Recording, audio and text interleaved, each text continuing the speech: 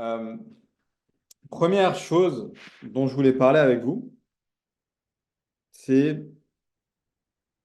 l'histoire du A angle N et S angle N.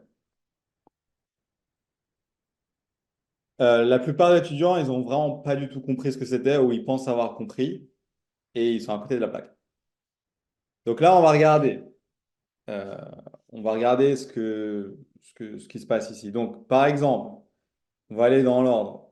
Maxime, qu'est-ce que pour toi ce terme-là, il représente quoi et il sert à quoi? Pour moi, c'est quand on fait des paiements, c'est pour revenir dans le passé. Mhm. Ok, Et après, l'autre, c'est pour aller dans le futur, normalement, non? Enfin, exactement. Maintenant, si je te donne une situation, est-ce que par exemple, ça, je pourrais aussi dire que c'est pour revenir dans le passé et ça, c'est pour avancer. C'est quoi la différence entre V et A angle N, par exemple? euh, bah, mais parce que V, c'est, en gros, ça fait 1 plus I puissance moins N, non? Moins 1, puissance moins 1. Moins, oui, moins. C'est-à-dire que toi, tu me dis, toi, tu es en train de me dire, alors, je vais faire exprès de poser des questions qui font mal, là, hein. Donc, je ne vais pas faire un truc doux aujourd'hui. Je suis vraiment là, appuyer là où ça fait mal pour voir si vous avez compris. Donc, grosso modo, tu me dis ça, c'est pour revenir en arrière. Moi, je t'ai dit lui aussi. Du coup, c'est quoi la différence? Est-ce que je peux utiliser soit l'un, soit l'autre? Euh, hmm, Si tu sais pas, tu me dis je sais pas, hein. J'ai pas envie de te mettre ah, dans le passé. peut-être que V, c'est pour angle N, c'est plus précis comparé au nombre d'années utilisées, peut-être, je sais pas. Donc pour toi, ce serait plus précis d'utiliser A angle N que V.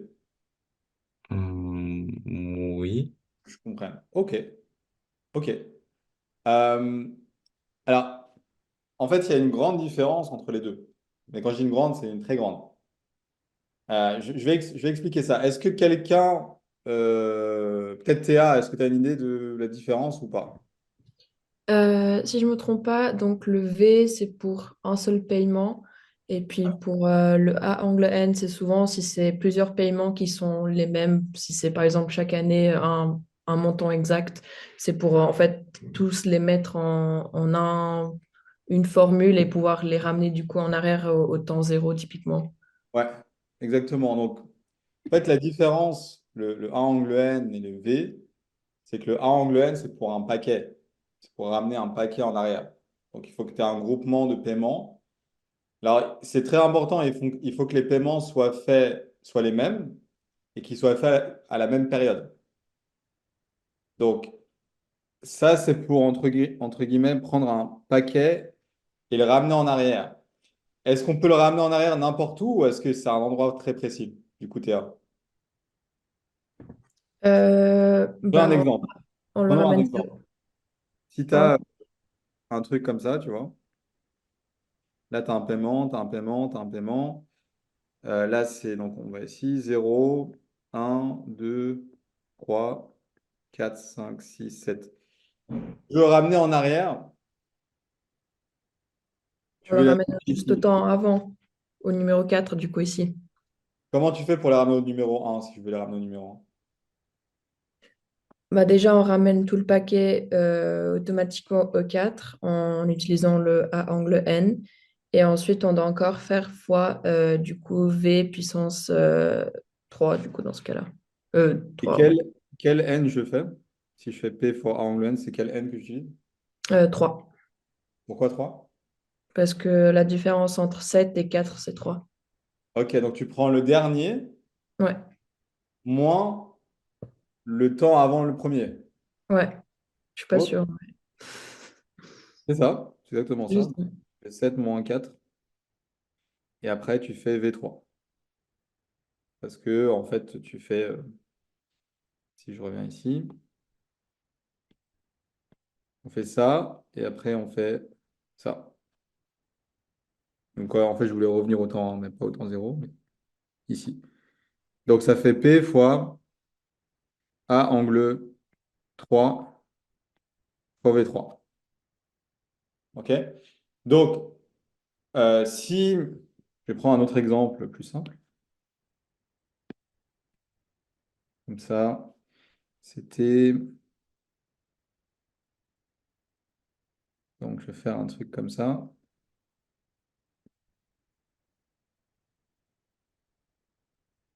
Ça, OK. Donc, grosso modo, euh, si je veux, ça c'est entre guillemets un résumé de ce qui se passe. Si on veut se déplacer dans le temps, soit on a un paiement et on veut avancer, et ça va être un plus i, la puissance, combien on va avancer, soit ça va être v, la puissance, le nombre de temps qu'on veut reculer. OK? Si on a un paquet, du coup là, pour toi Maxime, bah, déjà il faut être sûr que le paquet, il est fait, composé du même paiement chaque période.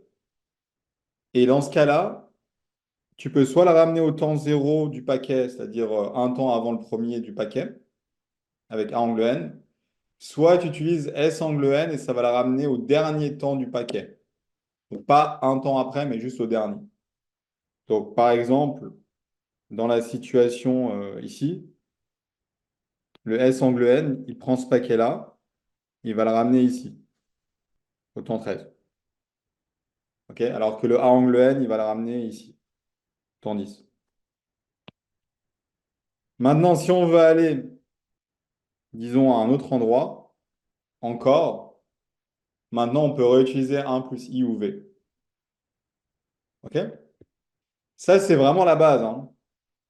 Donc, Théa, elle a l'air d'avoir compris, mais je pense pas que la majorité des étudiants ont compris ça parce que c'est pas du tout comme ça que c'est expliqué euh, à, en HEC.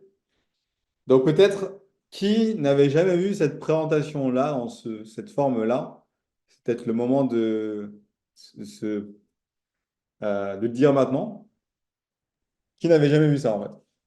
Il y a juste un truc que j'ai pas compris. Pourquoi quand on recule, on est à l'année d'avant et quand on part dans le futur, on va pas un an après. Enfin, genre, on est au temps. C'est une très bonne question. Et la Entre réponse, les... ouais. Ouais, du coup, quand on va dans le futur, on arrive au paiement 3 genre au temps 13 mais quand on recule, on arrive au paiement d'avant. Mhm. Non, j'ai compris ta question. J'ai compris ta question. La raison, elle est très simple. C'est une raison mathématique. Ça veut dire, en grosso modo, si tu reviens à comment est-ce qu'ils ont construit le A angle n, où est-ce que c'était? Je crois que je l'ai effacé, en fait. Je l'ai effacé. Mais grosso modo, si tu veux, quand tu as construit le, euh, le A angle n, si tu veux, c'est genre dans la formule mathématique. Donc, eux, ils ont défini A angle n comme c'était quoi déjà la formule? C'était un moins. Ok, c'était ça la formule. Par exemple, A angle 10, c'est un moins V10 sur I. En fait, ne te prends pas trop la tête à comprendre le pourquoi qu'il y a derrière, mais genre, cette formule-là, c'est des maths qu'il y a derrière, ça te ramène un temps avant. Ok? Mais il y a une démonstration derrière. Mais je pourrais t'expliquer, ça me prendra une demi-heure, tu vas probablement l'oublier, et du coup, ça va plus t'embrouiller. Donc, d'expérience, vaut mieux pas que je vous explique ce qu'il y a derrière, mais il y avait un calcul pour arriver ici. Probablement que la prof, elle a dû vous le faire, que vous avez oublié, d'ailleurs. Donc, c'est juste, il faut savoir que A angle n, par construction, ça te ramène un temps avant, et S angle n, ça te ramène au dernier. Un truc aussi important à savoir, c'est que S angle n, c'est un plus i puissance n fois angle n. Ce qui est logique, puisque là, tu te ramènes un temps avant le premier, et du coup, comme tu multiplies, comme tu avances de n années, tu te retrouves avec le dernier temps. Donc ça, c'est très important. Ça répond à ta question, Yasmine, à peu près? Ouais? Ok. Qui a une autre question par rapport à ça? Parce que c'est hyper important, hein. C'est le truc vraiment de base, avant qu'on continue, hein. tout le monde a compris ce truc. Ok, ok, ok. Euh, donc, si vous avez tous compris, on va voir après, hein. Alors, donc ça c'est bon. Ça c'est pour déplacer des paiements dans le temps. Donc maintenant, ensuite, on va aller voir nos fameuses formules horribles. Alors ça, c'est la formule de l'égalité de la suite de paiement. C'est la première formule, une des premières formules qu'on vous donne, ou vous explique. Alors, euh, qui n'a pas compris cette formule? Peut-être c'est plus simple dans ce sens-là. C'est aussi maintenant le moment de se manifester, hein. Vous avez tous compris cette formule. OK. On va voir, hein, on va interroger, hein. Stéphanie, est-ce que tu as compris cette formule? Et si oui, est-ce que tu pourrais nous expliquer ou pas? Ce que tu as compris, hein. Euh, bah, c'est les... Moi, j'ai compris, c'est les sorties égales aux entrées. Ouais. Et du Et, coup, à l'examen, tu utilises ça ou comment est-ce que tu... Enfin, du coup, au CI, tu as utilisé ça? oui, je crois, oui. OK. Du coup, pour toi, tu l'as entre guillemets, traduit comment cette formule? Genre, là, c'est enfin, ce que tu as emprunté, là, ce que tu as remboursé?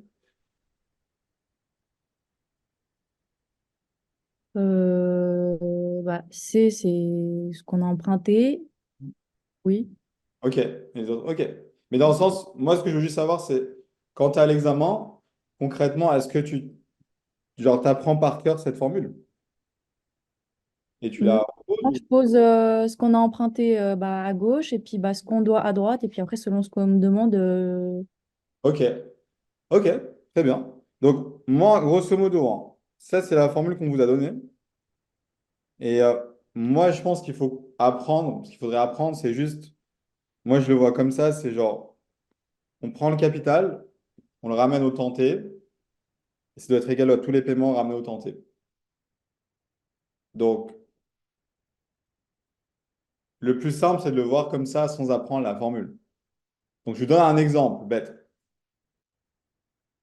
Si on est dans cette situation, disons,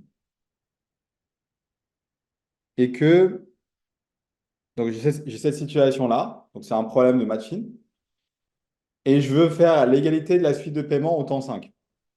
OK? Je prends lui, je le ramène au temps 5. OK? Ça va me faire C fois 1 plus I puissance 5. Donc ça, c'est mon terme de gauche. Ensuite, le terme de droite, je dois prendre les paiements un par un et les ramener au temps 5. Donc je prends lui, je le ramène au temps 5. Je vais faire P1 fois 1 plus I puissance 5 moins 2, donc 3. Ensuite, pour les P2, je dois les ramener au temps 5. Alors l'astuce, c'est que pour les ramener au temps 5, je vais d'abord les ramener au temps 3 et après, je vais avancer au temps 5. Donc ça va me faire P2 fois A angle 10 moins 3, donc 7.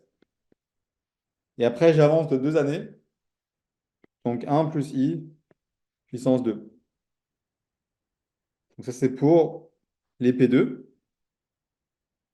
Et finalement, pour le P3, je vais les ramener d'abord ici et après ici. Donc ça va me faire P3 fois A angle 3 fois V5. Parce que 13 moins 10, ça fait A angle 3. 10 moins 5, ça fait V5. Donc ça me donne cette égalité-là.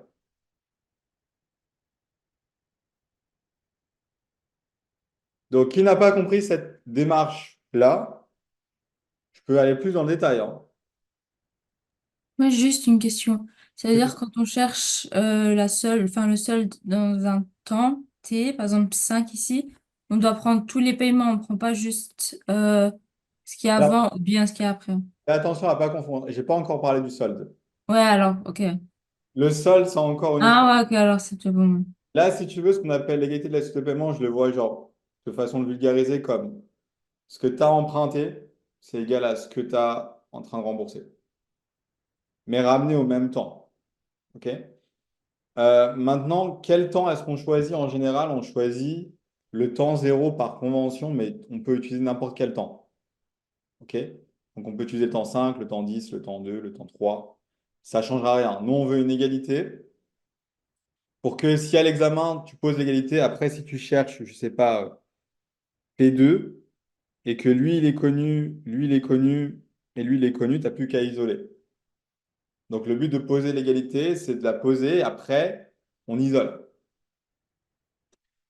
Donc, je peux donner un exemple, tu vois, faire un exemple d'un examen.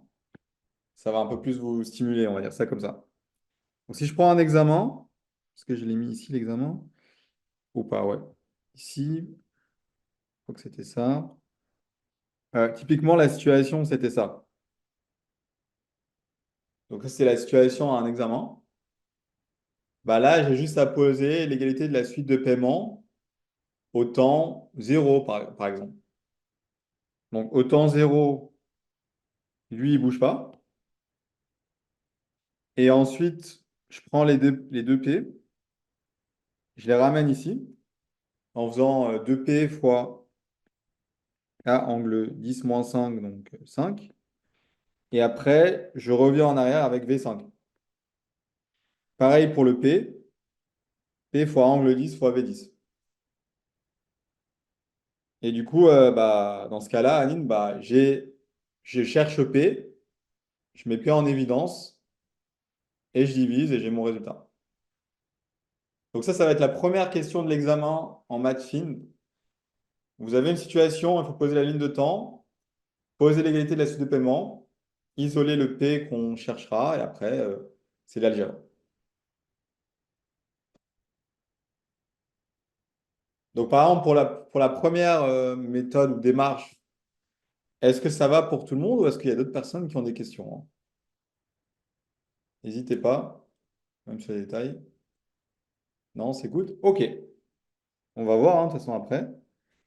Donc ça, c'est pour la première formule. L'égalité de la suite de paiement, on appelle ça. Deuxième formule, donc ce qu'on appelle le solde. Alors, on va voir qui a compris cette formule. Jessica, par exemple, est-ce que tu as une idée de ce que ça représente la formule ou comment tu l'utilises à un examen? Bah moi j'ai appris, enfin je sais pas si c'est je crois que c'est la rétrospective.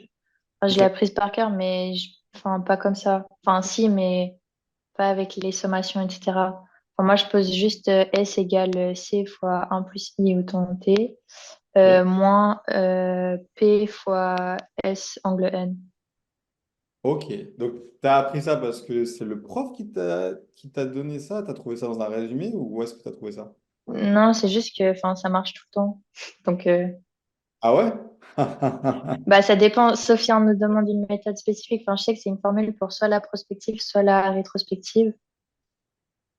En fait, la formule Mais que tu as donnée, elle marcherait si tu étais dans une situation extrêmement simple. Ça veut dire en gros, si, euh, genre typiquement ici, ça ne marcherait pas la situation. Parce que toi, en fait, ta formule que tu m'as donnée, je vais te dire quand est-ce que ça marche. Tu vas être étonné, hein, mais ça marche presque jamais ta formule. Je vais te dire pourquoi. Qu'en gros, ta formule, tu supposes que tu es dans la situation suivante, où tous les paiements sont identiques et sont du même montant.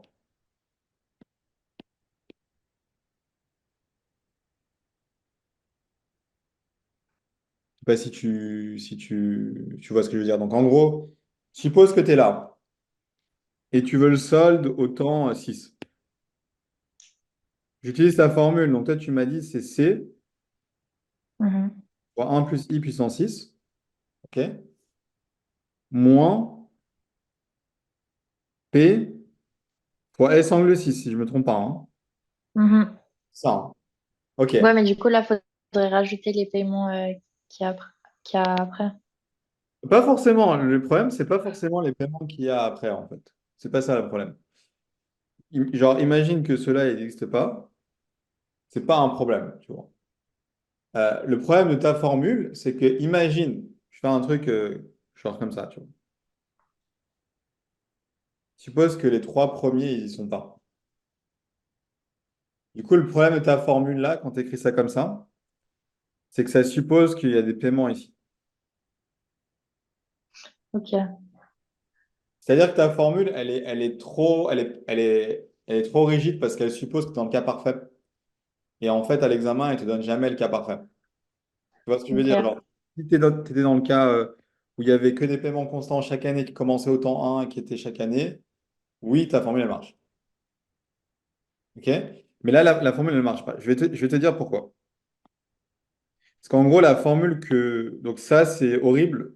Moi, les étudiants que j'ai en cours privé, je leur dis pas d'apprendre ça. C'est impossible à poser et c'est pas, entre guillemets, euh, c'est pas robuste. Ça veut dire que si tu changes l'énoncé, tu vas te faire avoir. Donc moi, ce que je leur demande d'apprendre en rétro, en rétrospective, moi, je le vois comme ça. C'est, tu prends le capital, tu le ramènes au temps que tu veux. Donc si c'est le solde au temps 3, bah, tu prends le capital et tu le ramènes au temps 3. Et après, tu fais moins les paiements passés ou présents actualisés au temps T. Donc, ça veut dire quoi en français? Je vais donner un exemple. Suppose que dans cette situation-là, tu veux le solde au temps 3. Donc, je me mets là, ici. Je mets une petite barre comme ça pour séparer. Quand tu vas regarder la rétro, tu vas regarder j'y arrive. La rétrospective, on s'occupe du passé et du présent, donc tout ce qui est là. La prospective, on s'occupe de ce qui est dans le futur. Donc, si on regarde juste la rétro, la démarche, c'est tu prends lui, tu l'amènes là. Donc, ça fait C fois 1 plus I puissance 3. Et tu fais moins les paiements passés ou présents. Alors, il n'y en a qu'un seul de paiement passé ou présent, il n'y a que lui. Et lui, il faut le ramener là. Donc, en faisant 1 plus I. Du coup, mon solde en méthode rétrospective, ça devient ça,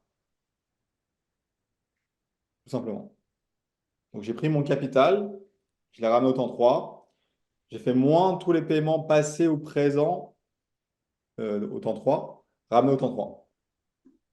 Donc, faisons par exemple le seul au temps 4. Du coup, Jessica, est-ce que tu penses que tu pourrais adapter ça ou pas? Enfin, le seul au temps 4, en rétro. Bah, du coup, on ramène C au temps 4, donc C fois 1 plus I puissance 4. Voilà. Ensuite, moi, Moins, du coup, le P1 fois 1 plus I au puissance... pardon? puissance 2, non? Si tu veux le ramener Puissance 2, moins 2. puissance 2, puisque tu veux le ramener en avant. Ok, Tu vois ce que je veux dire? Genre, il est là, tu ouais. veux le ramener là. Et après, alors je vais t'aider pour le dernier. euh, moins P2, parce que le P2, en fait, il est déjà au temps 4, donc tu n'as pas besoin de le déplacer. Donc, en gros, comme ça, on se mettait là, et puis... donc, j'ai bien pris lui que j'ai ramené là, moins lui que j'ai ramené là, moins lui. Alors, on va aller voir pour le solde au temps 5. On va aller voir qui. Tac, tac, tac. Ayane, est-ce que tu pourrais me faire le solde au temps 5 en rétro, dans la même logique? Oui, du coup, on fait C fois 1 plus I à la puissance 5 Ouais, plus P1 fois 1 plus I à la puissance 3 moins plutôt. euh, moins 3. Non, non, c'est moins P1 fois Ah 1. oui, ouais, moins P1, pardon, à la puissance 3 plus moins du coup P2 fois 1 plus I. Moins P2 fois 1 plus I, ouais. Et ensuite? Et puis moins P2. C'est Ok. quoi? Oui, c'est P2 Ouais, pour le temps 5. voilà, exact. Donc, soit on peut l'écrire, donc on fait ça, moins lui, moins ça, ou on peut l'écrire comme ça aussi. Pareil. Ok. Allez, on va faire un petit dernier, le S6. On va aller voir Maxime, le seul temps 6 en rétro. Donc on fait C fois 1 plus I à la puissance 6 Ouais. moins P1 fois 1 plus I à la puissance 4, 5. Non, 4. 4, 6 moins 2, 4, ouais. Moins P2 fois euh, S angle 2. Non. Regarde comment je fais pour pas me tromper. Je fais lui moins lui. Ok, bah 3. Bon. Donc, c'est toujours le dernier moins le temps avant le premier. Enfin. Donc, je sais pas si vous réalisez, mais euh, si vous appreniez la formule là, juste avec ce que t'avait dit Jessica, alors ça peut marcher, mais c'est que dans le cas idéal. Si vous n'êtes pas dans le cas idéal, euh, ça, ça jouera pratiquement pas. Après, si dans le cas idéal, ça revient à ce qu'elle avait dit. Donc, Jessica, ça joue du coup pour maintenant, tu vois la. Ouais, ok, ok, ok. Ok, qui n'a pas compris la méthode rétro? N'hésitez pas maintenant parce qu'on va passer à la pro. Ouais, c'est tout bon pour tout le monde? Ok. Moi, j'ai juste, du coup, Ouais. bah, ma question d'avant concernant les soldes. En rétro, je crois que j'ai répondu à ma question en fait. En rétro, on prend juste avant le solde et puis après en prospective, on prend après. En rétro, c'est avant et au même temps. Oui, mais du coup, on prend pas les P6 et les P7, etc. On passe qu'il y a après. Ok, d'accord. C'est vrai Ça, j'ai que compris. moi, j'aime bien faire une sorte de barre comme ça. Comme ça, tu fais comme si, genre, ça n'existait pas quand tu fais ton raisonnement. Ok, ok, ça, Donc, maintenant, on va faire la pro. C'est la plus simple, hein. La pro, on a juste à prendre les paiements futurs et les ramener au temps T. Donc, exemple. Donc, par exemple, là, le solde au temps 11 dans cette situation-là, je ne regarde pas tout ce qu'il y a là. Ça, je fais comme si ça n'existait pas. Et là, je prends juste ceux-là et je les ramène là. Donc, ça va me faire P3 à angle 2. Ça, c'est S11, par exemple. Donc, c'est vraiment plus simple en pro. Alors, on va voir si tout le monde a compris. On va faire, hop, on va aller voir le solde en 3. Donc, par exemple, Théa, le solde au temps 3 en prospective, est-ce que tu sais ce que ça pourrait donner? Du coup, déjà, je ferai donc le P3 fois à angle oui, 3 du coup. Hmm. Oui. Fois encore V puissance, du coup, là on a fois 7. Enfin, V puissance 7 pardon. Avec encore, du coup, le P2 fois à angle 7 toujours. Et puis, je crois que c'est C'est tout? Alors, on va faire. oui, Ah, c'est tout. oui. Très bien. Ouais, il n'y avait pas de piège, hein, c'est tout. Donc, ça, c'est bon. Très bien. Qu'est-ce qu'on peut voir? Je n'avais pas très bien compris. Vous pouvez réexpliquer pourquoi là c'est à angle 3. Alors, Ok, pourquoi est-ce que c'est un angle 3? Très bien. Alors, quand tu veux ramener un paquet, on avait dit le seul moyen de ramener un paquet avec le angle n, c'est de le ramener juste au temps d'avant. Et la méthode, pour savoir quel chiffre tu vas utiliser, c'est toujours le dernier moins le temps avant le premier. C'est toujours comme ça. Donc, tu fais 13 moins 10, tu arrives au temps 10, et après, tu vas au temps 3 en faisant V7. Ça joue, Dina, ou pas? C'est quoi que tu n'avais pas compris? C'est pourquoi est-ce que je faisais le dernier? oui, oui, c'est bon, là j'ai compris. Ok, donc ça, c'est toujours le cas dans le cas où tu fais A angle N. après, quand tu fais les Vn ou les 1 plus i, tu regardes juste où est-ce que tu es, où est-ce que tu vas aller, c'est tout. Et où est-ce que tu es, moins où est-ce que tu vas aller. Ok, merci. Ouais, de rien. Ok. Peut-être on peut faire un. Bah, du coup, Dina, est-ce que tu veux te tenter à faire le S4? Bah, par exemple, S4. Est-ce que tu pourrais me dire comment faire le S4? Donc le sol autant 4. Ok. Euh, donc, on fait P3 fois A angle 3 aussi, Voilà. fois V puissance 6, 10, très bien. Plus. plus P2. euh,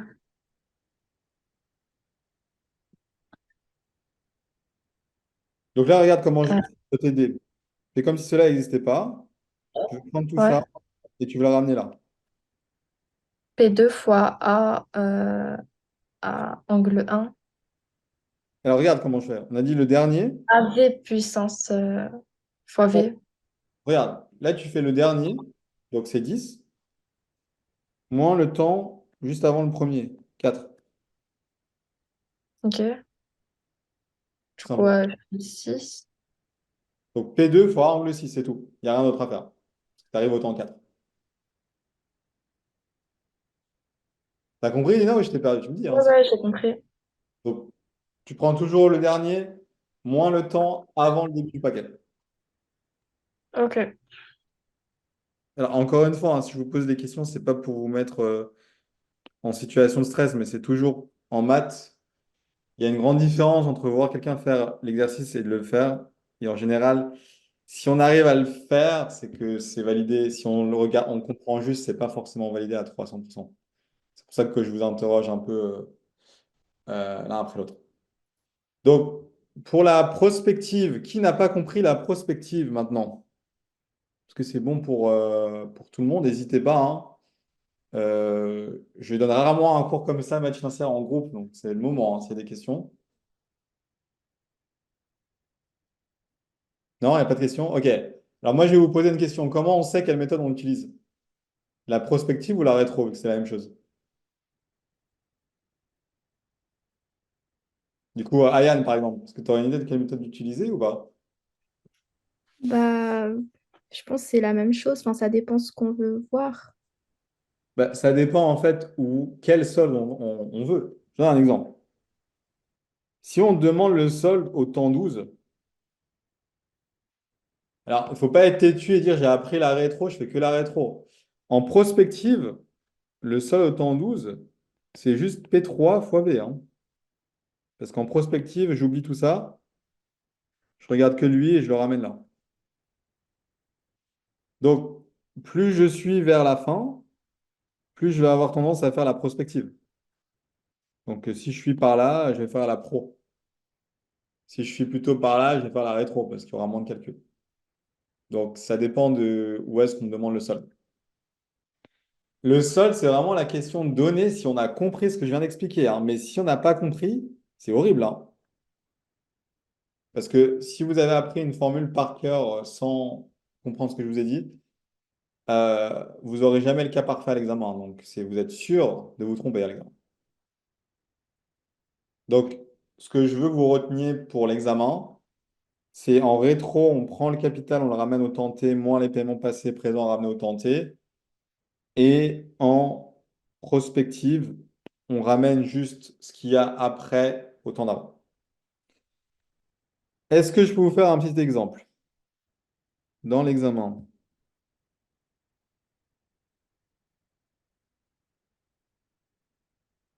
Voilà, typiquement là. Donc là, j'avais le solde, je veux le solde au temps 7. Du coup, Maxime, si je veux le solde au temps 7 ici, je vais prendre la rétro ou la pro? Alors, je t'entends pas, hein, le micro est coupé. Donc, Rétrospective, quoi? bah, parce qu'il y a moins de paiements dans le passé. Voilà. tout simplement. Et en rétro, ça donnerait quoi?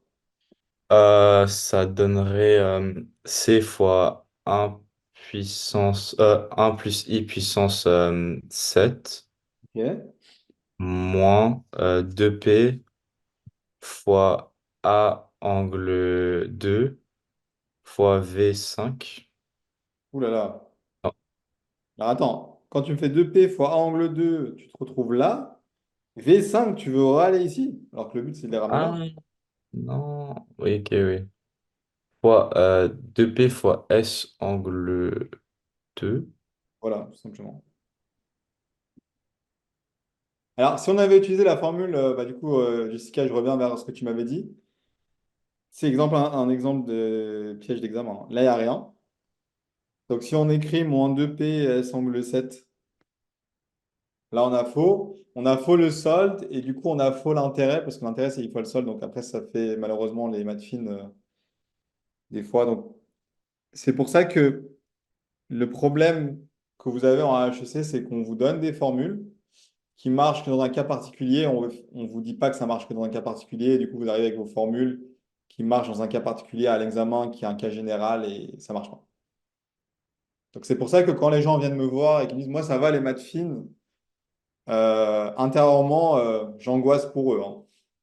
Je ne le montre pas, mais euh, les formules qu'on vous a données, la majorité ne marchent pas en cas général, en fait. Donc, voilà. Après, là, on pourrait faire en pro. Si on fait en pro, ça fait 2P fois A angle 3 plus P fois angle 10 fois V3. Puisque si je remonte, le 2P à angle 3, c'est pour ramener lui, là. Et puis le P fois angle 10 fois V3, c'est pour ramener ça ici. Juste, j'ai une question. Écoute, Normalement, quand on fait la méthode euh, rétro, rétro. on doit additionner, genre si par exemple là, on est au temps 7, on Mhm. fasse 2P fois, enfin, genre S 1, mais genre le 2P, on l'additionne juste, on doit juste faire plus 2P, non? Alors attends, juste que je sois sûr qu'on parle de la même chose. Euh, on est d'accord que quand toi tu me dis rétro, que je sois sûr, on parle de quand on est là. Parce que ça, c'est rétro et ça, c'est pro. Tu parles Non, je de parle de rétro. rétro, ok. Quand tu es en rétro, c'est genre le capital ramené, enfin un plus i où tu ramènes autant qu'il faut. Et là, tu mets un moins. À chaque fois, tu fais moins les paiements d'avant. Donc, tu vas faire moins 2P pour S angle 2. Et ta question, c'était est-ce que c'était un moins ou un plus? C'est quoi ta question? Non, c'est pas ça, genre, enfin, par exemple, le 2P, je le multiplie, enfin, je fais le S, genre, je le multiplie avec l'intérêt, mais le 2P, genre, qui est sur le temps, on l'additionne, En enfin, fait, on le soustrait juste sans. non, non. Alors, c'est là qu'il y a une petite subtilité. Quand je dis 2P S angle 2, c'est pour ça qu'il faut comprendre ce que c'est que le S angle 2. Le 2 qu'il y a là, ça veut dire un paquet de 2, en fait. Donc, soit tu fais ça et ça englobe les deux. Soit tu fais moins P fois un plus I, enfin moins 2P fois un plus I, moins 2P. Ok, ouais. Du coup, lui, ça serait lui, et lui, ça serait lui. Maintenant, si tu écris ça englobe les deux. Ok, donc c'est pareil. C'est la même chose. Mais t'amuses pas à mixer les deux, parce que si tu me fais un truc du genre, ça c'est faux. Mais j'aurais pu, ouais, ok. Donc soit tu fais ça, soit tu fais ça. C'est toi qui Merci. vois. Pas de souci. Est-ce qu'il y a d'autres questions? Non? On est bon? Ok. Ok. Alors, donc ça c'était suite de paiement, solde. Euh, il y a un autre piège. Donc là, je suis juste en train de vous réexpliquer des choses que vous aviez compris, mais que vous n'avez pas vraiment compris. Donc il y a un autre piège où notion que je pense vous pensiez avoir compris, mais qui n'est pas forcément le cas. C'est les taux d'intérêt, en fait. Donc, ça, c'est le plus gros piège de l'examen. Enfin, un des plus gros pièges de l'examen. Donc, encore une fois, je suppose déjà que vous pensez que vous avez compris, mais on va voir si c'est le cas. Donc, par exemple, Théa, est-ce que tu as compris la différence entre taux d'intérêt effectif mensuel, effectif trimestriel, effectif annuel, nominal, euh, etc., ou pas du tout? Ça dépend des exercices, mais des fois je bug un peu dessus. Ok.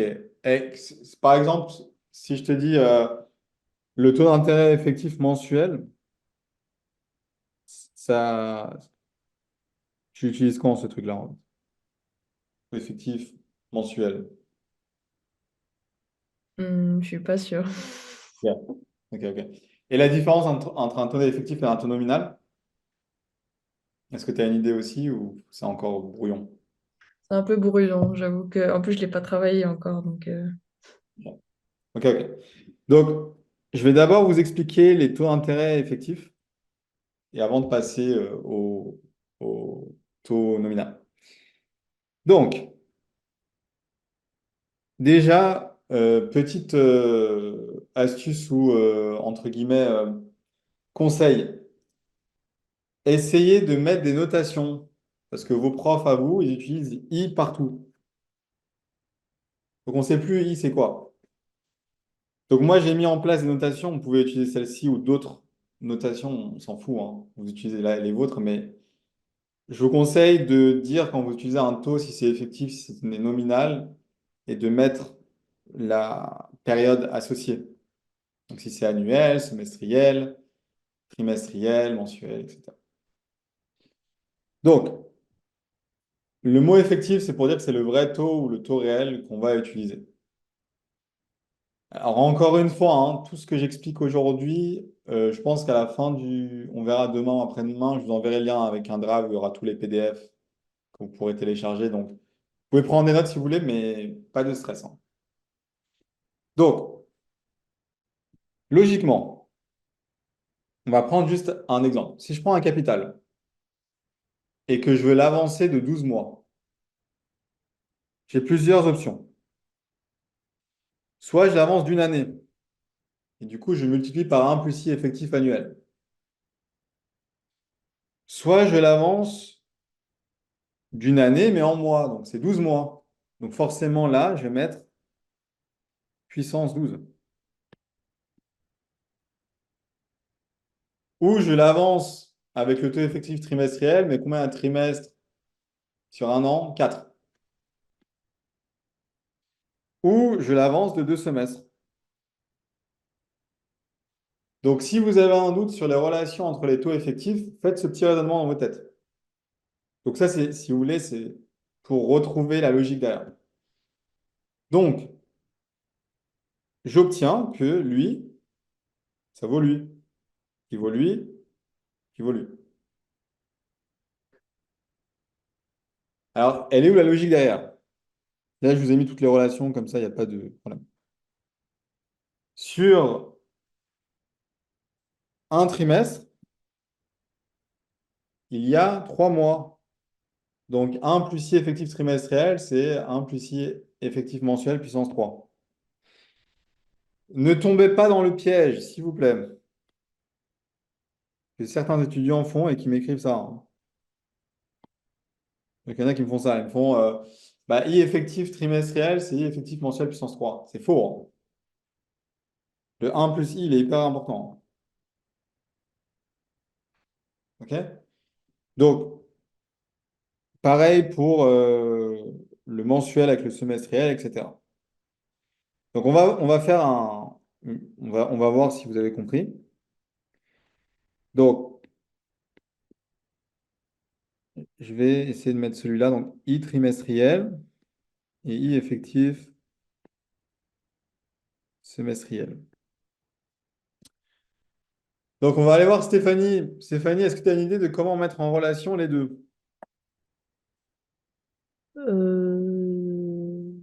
avec la même logique qu'avant. Bah, semestriel, c'est 2. Après, trimestriel, c'est 3. Plutôt réfléchis comme ça.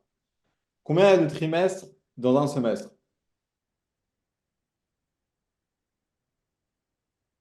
Il y en a un. Je t'ai embrouillé. Donc, semestre, c'est 6 mois. Trimestre, c'est 3 mois. Du coup, il y a 2 Ah, trimestres 2. en semestre. T'es d'accord? Oui. OK. Donc, dans cette logique-là, 1 plus I effectif trimestriel puissance 2. Et l'autre, 1. Voilà. Donc, ça va faire ça.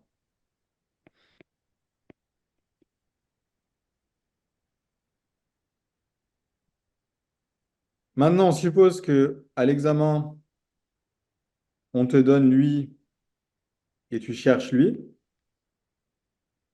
Tu poses cette relation et après, tu isoles. Donc, il suffit de prendre la racine carrée des deux côtés. Là, ça va s'annuler. Et après, tu fais moins 1.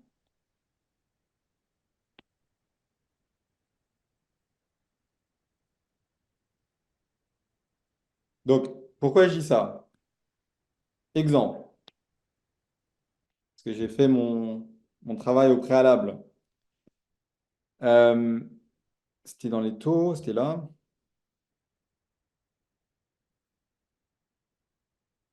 Ça, c'est ce qui est tombé dans les examens. Donc, souvent, ils donnent le taux d'intérêt annuel effectif. Si par exemple, il me donne, lui, examen 2021, 9%. Donc, il me donne lui, I effectif, annuel, 9%. Et je cherche, je sais pas, comme les paiements, ils sont faits tous les 3 mois, je cherche lui.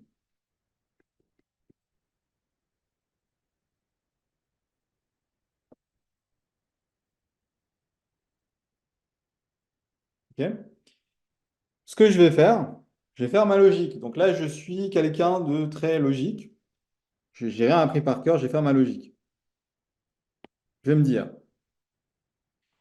combien de trimestres sur un an? 4. Donc, je vais dire 1 plus I effectif trimestriel puissance 4 égale à 1 plus I effectif annuel.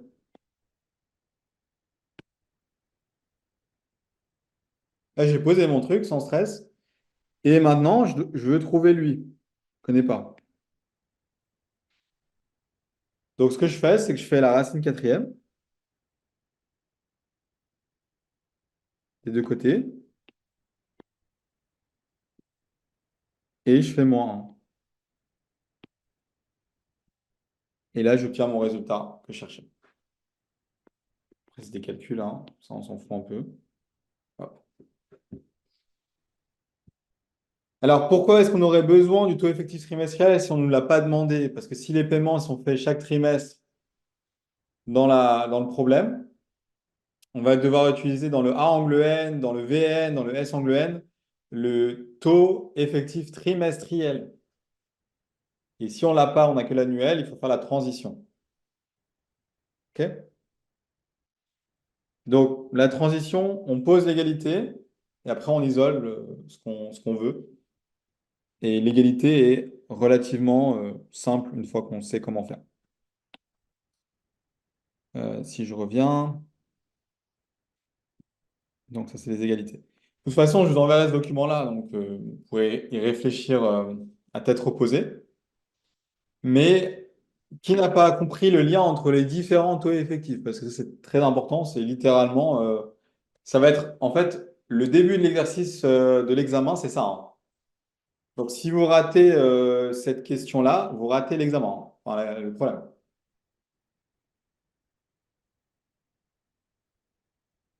Donc n'hésitez pas à poser une question, hein. Vous n'avez pas de question? Ok, très bien. Bon, on va passer au taux nominal alors, si vous n'avez pas de question pour le taux effectif. Alors, le taux nominal, On va aller voir. Alors, Anine, est-ce que tu as une idée du coup, le taux nominal, qu'est-ce que c'est ou pas du tout? Non, pas trop. Pas trop. Qui a une idée de ce que c'est que le taux nominal dans le groupe? Moi, je pense. T'écoutes, Nina? Euh, je sais pas, le taux annuel nominal, c'est IM, avec M le nombre de fois on capitalise par an. Mhm. Je sais pas si je confonds. Et du coup, enfin, comment tu l'utilises dans un exercice? Genre, si je te donne le taux nominal, tu l'utilises comme l'autre taux effectif ou est-ce que tu fais quelque chose de nouveau avec? Euh, En fait, il est dans la formule du taux effectif périodique, parce que c'est IM sur M. Ok. Donc, par Donc, exemple, je donne un exemple. Tu désolé. as l'examen 2023. C'est marqué taux nominal de 9% capitalisé 4 fois par année. Concrètement, tu l'utiliseras comment ce taux-là? Genre, tu laisses le 9% ou tu fais autre chose avec? Euh, on fait, euh, je sais du coup, le M, c'est le 4, Mhm. c'est capital. Et du coup, on fait euh, I4 sur 4, du coup, c'est 9% sur 4. Ça représente quoi 9% sur 4? C'est le taux effectif périodique Périodique de quelle période? de trimestriel. Ok. Donc, je sais pas de te mettre en difficulté, hein, c'est pas le but de la session. Là, c'est plus Oui. que, euh, les questions que je vous pose, c'est celles que vous allez vous poser vous-même à l'examen. Mm. Donc, grosso modo, ce que tu as appris comme formule, qui est une très bonne formule. euh, ouais, J'ai une question. ouais, je t'écoute. Euh, En fait, vous pouvez répéter, genre, c'est quand qu'il faut, genre, faire la transition entre, entre taux effectif périodique et, genre, comme on a fait dans l'exemple d'avant. Genre, Ok. c'est à quel moment qu'on doit faire ça? Alors, j'ai anticipé ta question. J'ai fait une fiche résumée là. Quand tu as un taux nominal, tu le laisses jamais en taux nominal, en général. Tu le passes en taux effectif. Et je vais expliquer comment. Et après, quand tu as le taux effectif, peu importe la période que tu as, Mhm. tu regardes dans le problème, les paiements, ils sont faits tous les combien de temps? S'ils sont faits tous les 3 mois, tu vas avoir besoin du taux trimestriel. Donc, tu vas devoir trouver le taux trimestriel. Si tu l'as déjà, tu es contente. Si tu l'as pas encore, tu as le taux annuel, il faut faire la transition. Donc, la première étape dans un exercice, c'est soit tu as directement lui et c'est bon, soit tu as lui, il faut faire une sorte de transition pour le effectif. Si tu as le Euh, effectif, après, je- là, tu peux refaire les transitions entre les différentes périodes. Ok. Je donne un exemple, parce que moi, j'aime bien illustrer. Tu prends lui, le 2023. Si moi, on me dit ça, je le traduis comme, ça, c'est le taux nominal. J'appelle ça inom. Bon. Et en fait, tu vas diviser par 4. Et du coup, inom divisé par 4, ça va faire le taux effectif. Alors toi, tu dis périodique. Moi, j'aime bien dire quelle est la période. Du coup, la période, là, c'est 3 mois trimestriel. Comment est-ce que je sais que c'est trimestriel? Parce que j'ai divisé une année par 4. Donc, l'idée, c'est qu'on regarde par quoi on divise et ça nous donne la période. Maintenant, imagine dans l'exercice, j'ai des paiements semestriels. Bah là, je vais devoir retrouver mon taux effectif semestriel à partir de lui, en faisant ce qu'on a fait avant. C'est-à-dire 1 plus I effectif trimestriel, puissance 2 égale 1 plus I effectif semestriel.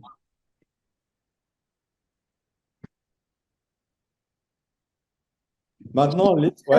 Juste une petite question. Du coup, pour passer du taux nominal au taux effectif, on fait juste une division? Ouais. Ok, d'accord. Par contre, par contre, le piège dans lequel tombent tous les étudiants HEC, c'est qu'ils prennent la logique et ils prennent ce qui les arrange. Donc ils se disent, bon, bah, si j'ai divisé par 4, j'ai le taux trimestriel. Et ils se disent, bon, bah, alors du coup, si je divise par 2,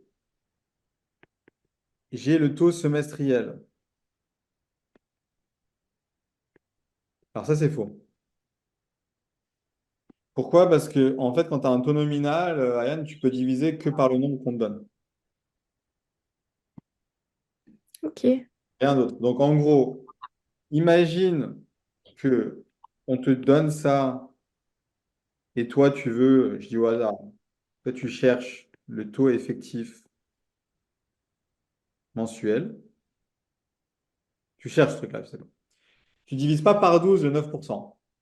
Ce que tu vas faire, c'est que tu prends le 9%, tu divises par l'unique nombre qu'on te donne, c'est-à-dire 4. Tu obtiens le taux effectif trimestriel.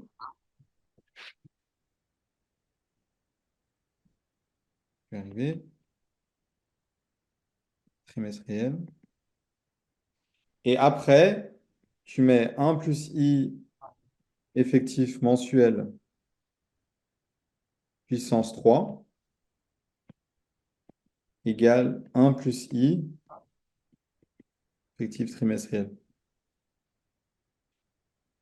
Et après, tu fais racine cubique et moins 1 et tu trouves le taux effectif mensuel. Ok, merci. Ça joue, ok. Donc, pour résumer, quand vous avez un taux nominal, vous divisez par le chiffre qu'on vous donne et rien d'autre. Rien d'autre. Une fois que vous avez divisé, vous êtes revenu dans le cas qu'on aime bien, c'est-à-dire ici. Vous avez un taux effectif. Si vous en voulez un autre, vous utilisez les formules de mise en relation des différents taux qui sont là. C'est vraiment donné hein, une fois qu'on a compris. Donc, si vous avez ça dans vos têtes, normalement, ça devrait bien se passer. Donc, taux nominal, boum, on divise, taux effectif et on change.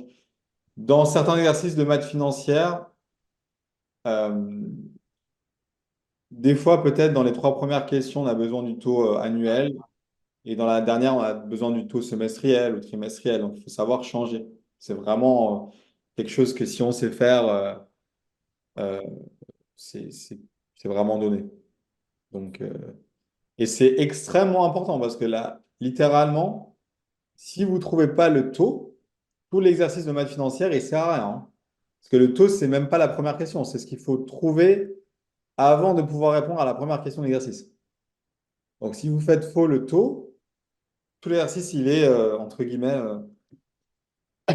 il tombe à la trappe. Alors, qui n'a toujours pas compris les différents taux? N'hésitez pas, il faut vraiment poser la question maintenant parce que c'est important pour l'examen. Juste, est-ce que tu as une définition exacte du taux nominal, vu que tu nous avais donné pour le taux effectif, du coup, que c'était vrai, faux, ou bien où on s'en fiche un peu en fait? Alors, tu peux répéter ta question pour que je sois sûr d'avoir compris? Pour le taux effectif, tu nous as dit que c'était un taux vrai ou faux. Tu dis Du ça, coup, moi? ouais. Tu dis vrai, réel, ça que tu veux Vrai ou dire. réel, pardon, excuse-moi, j'ai pas du tout. Ah non, c'est dans le sens, ce qu'on appelle effectif, c'est pour dire grosso modo, c'est un. Il faut comprendre pourquoi on l'a utilisé, le taux nominal. Le taux nominal, en fait, si tu veux, c'est que si tu prends quelqu'un, la personne lambda qui ne fait pas HEC, ok? Tu dis à quelqu'un en on va faire ça comme ça. Il y avait ce document-là, je vais te dire ça tout de suite.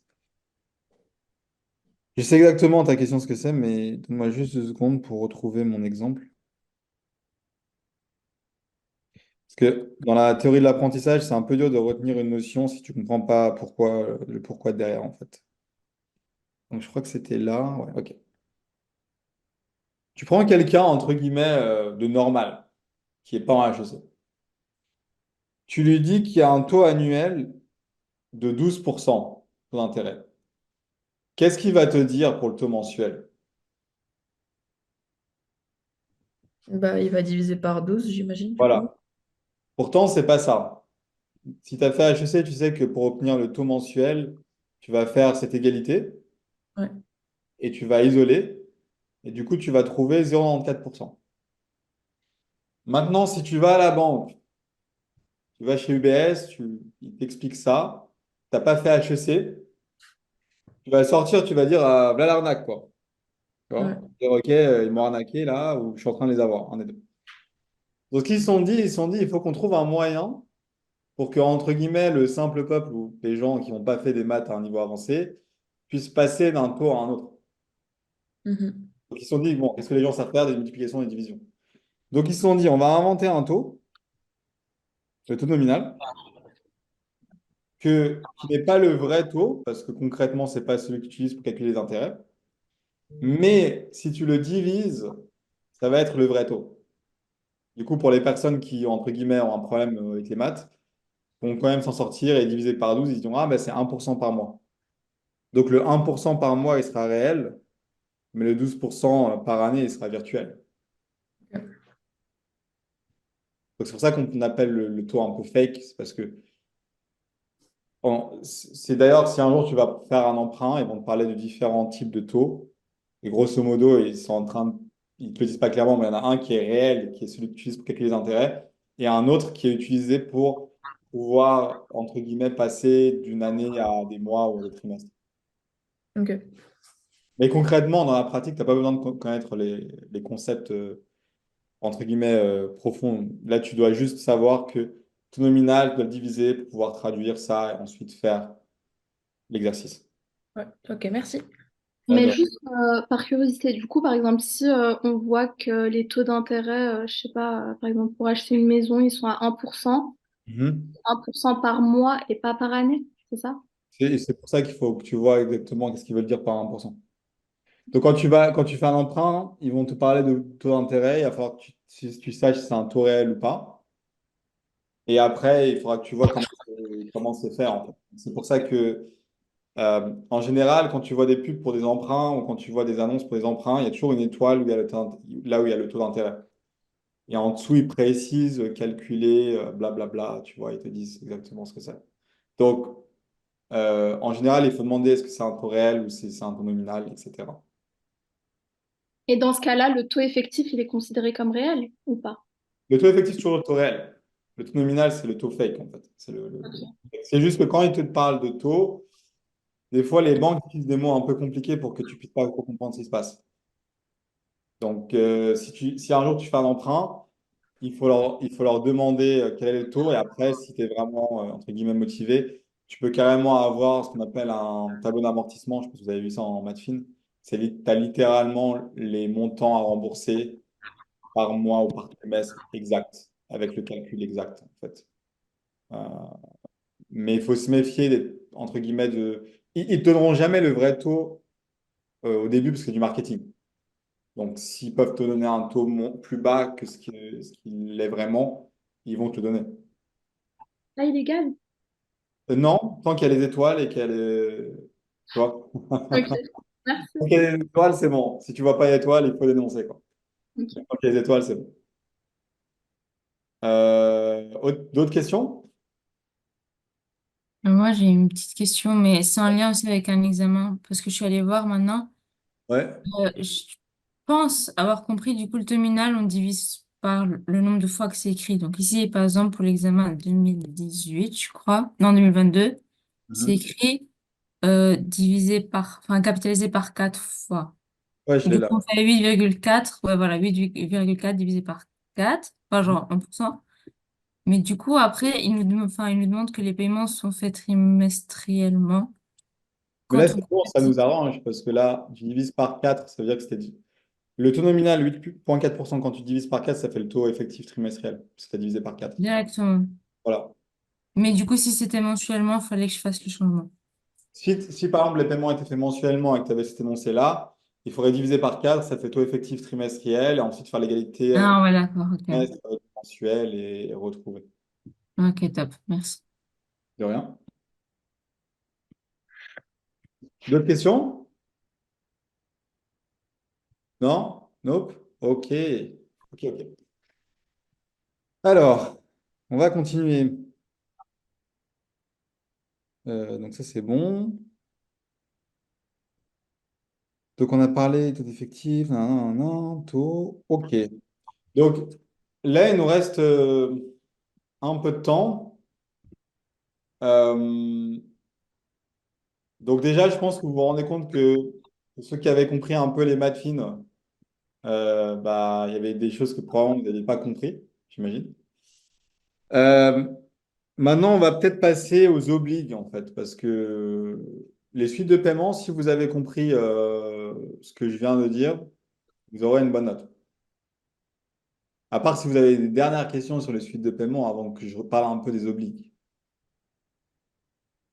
N'hésitez pas, hein. Dernière question.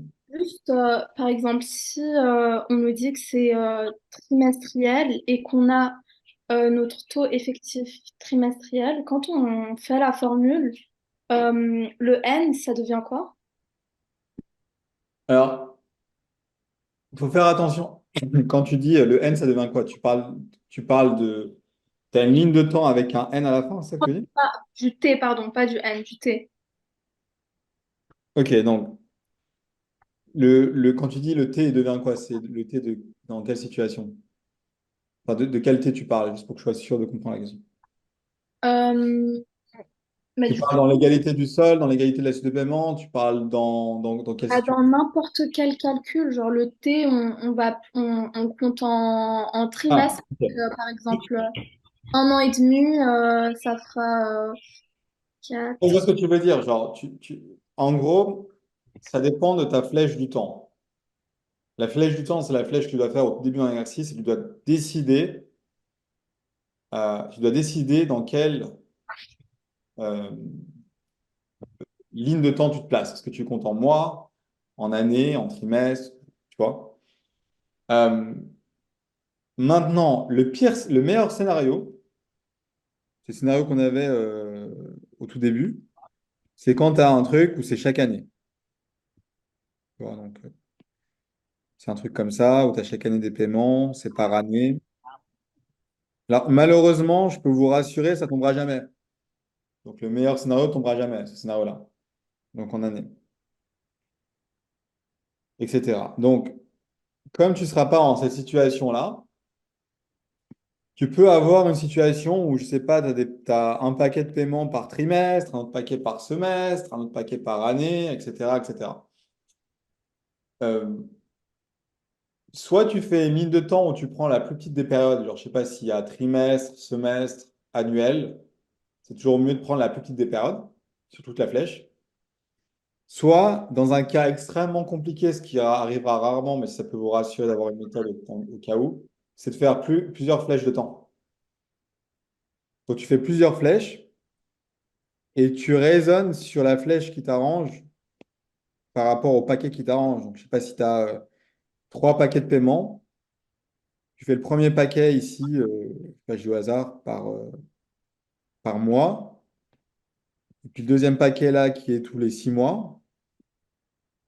Et là, le troisième paquet qui serait, je sais pas, tous les ans.